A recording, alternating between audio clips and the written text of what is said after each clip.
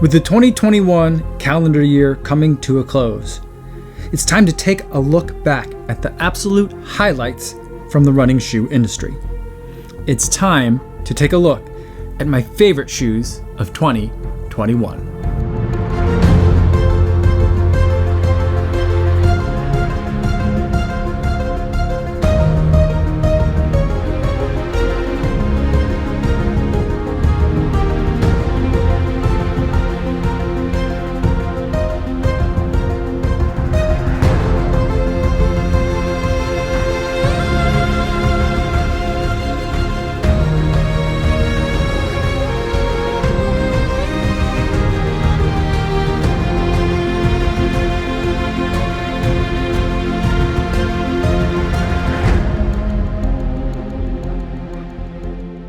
As of December 13th, 2021, I have officially logged 2,774 miles of running this year.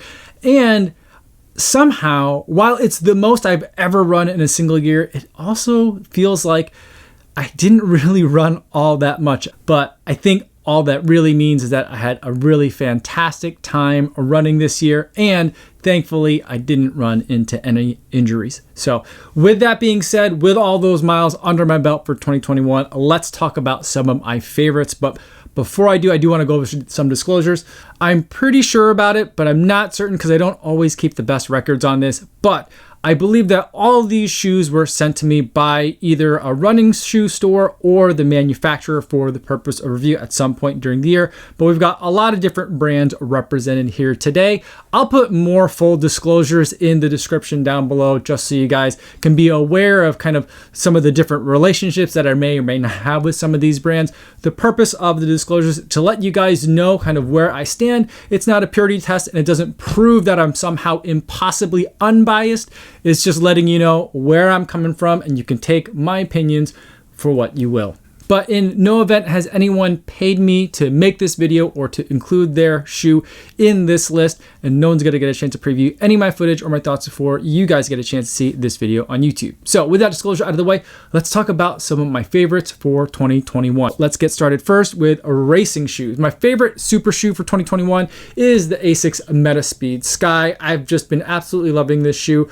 I've got, I think at this point, about 130 miles or so, maybe 140 miles in the shoe, and it still feels absolutely fresh. The reason why it's my favorite is because it's just so fun to run in. It's got FF Turbo midsole foam, which we were seeing for the first time this year. It compresses quite a bit, but that's what it does when you land on it, and it rebounds just as quickly with a nice springy sensation. And that spring is aided by the carbon fiber plate in here, which is positioned and shaped in such a way that I feel like it gives a nice strong sense of push off with each stride, and it makes it for a very exciting racing experience. I raced the Chicago Marathon this year in this shoe, and while it wasn't my best time at a marathon, I felt fantastic running with this shoe. And the following weekend, I was able to run a PR in the 5K. So in terms of being able to protect the legs from too much damage from a hard effort, the Metaspeed Sky certainly delivered for me this year. Plus, I just had so much fun in it. The upper is strong and flexible. The heel in the back is nice and floppy, how I like my race shoes. The only one complaint that I guess there's two little complaints. The first one is that these laces are kind of fraying, and there's really no problem with that. It just looks a little bit sloppy. But I feel like it's just a little bit too snug right up here in the toes, just a little bit, and that can cause a little bit of discomfort on some of those longer efforts. But other than that, I feel like the shoe is just about perfect. The Metaspeed Sky has been my favorite marathon super shoe to be running in. Next, let's talk about the daily trainer. So we've gone from race day, now we're going to talk about every day, and here we're going to stick with ASICS because my favorite is the Nova Blast 2. Now, the Nova Blast 1 was one of my favorite shoes of 2020, and in 2021, I do think that they've made a couple of changes. One is that they made the stack height a little bit bigger. They went from a 10 millimeter drop to an 8 millimeter drop, so you had a little bit more stack height in the forefoot, and it feels like that foam has firmed up a little bit, and I think a lot of that has to do with the way that they've kind of shaped it, so that way it's not compressing quite as much as it did in the inaugural year of the Nova Blast.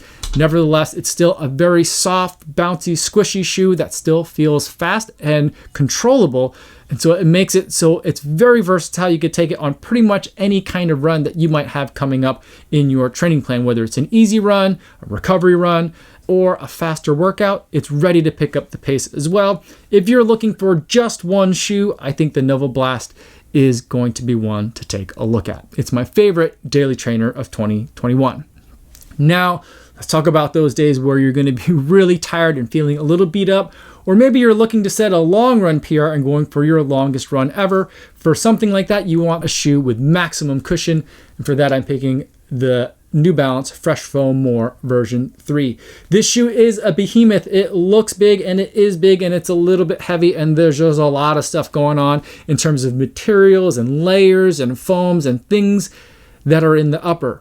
But somehow New Balance has made this all work. The shoe definitely provides a lot of comfort, but it's also comfort without clunkiness.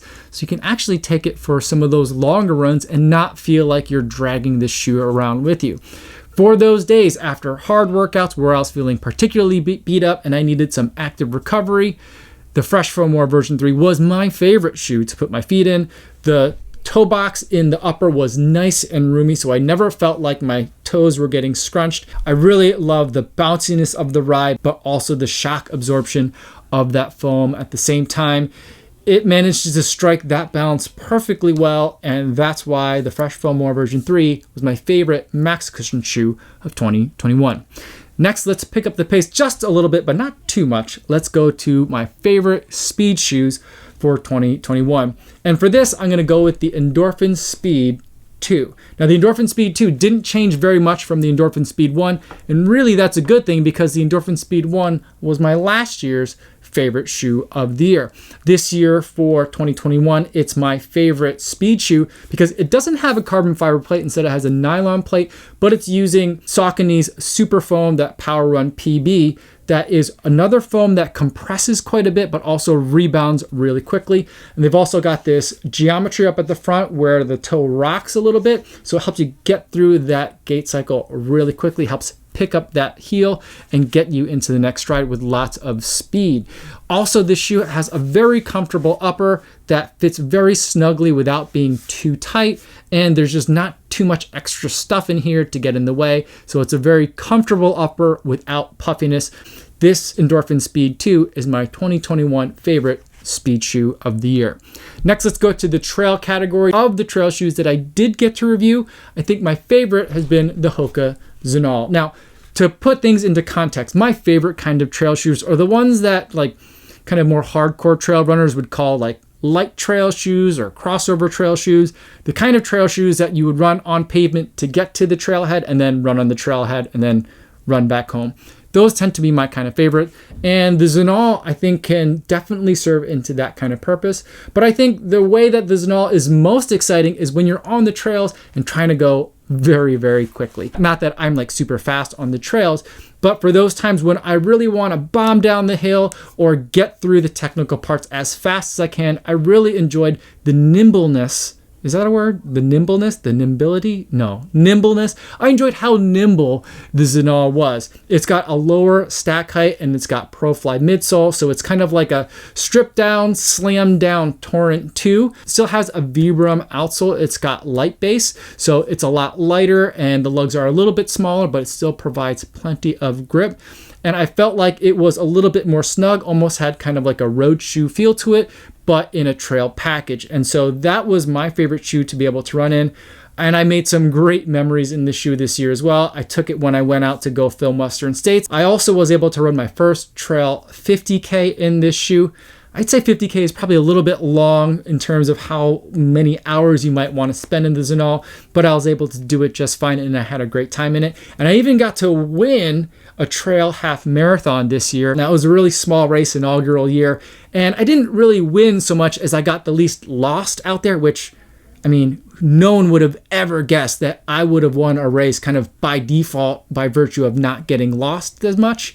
So, but that's what happened, and I was able to score the win in that trail half marathon in the Hokas and also a little bit of sentimental value going into my deliberations here. But the Hokas and all, because it was just a really fun shoe that I could really just kind of let loose on the trails and just go without having to really think about it, that's why this shoe has been my favorite trail shoe of 2021. So I'm going to be going into much further detail, making a video about each one of these categories that I talked about today, and we'll talk a lot more about the other entrants and the other competitors in this field. 2021 has been a really great year in terms of offerings from a variety of the shoe brands that are out there. So hit the subscribe button if you want to see what I've been liking within each of the categories that I talked about today. If you have any questions about any of these shoes, or if you have some other picks for favorites if 2021, let me know about it in the comments down below, or better yet, feel free to stop by the live stream that I do Monday through Friday right here on YouTube. I'd love to talk to you guys in the chat.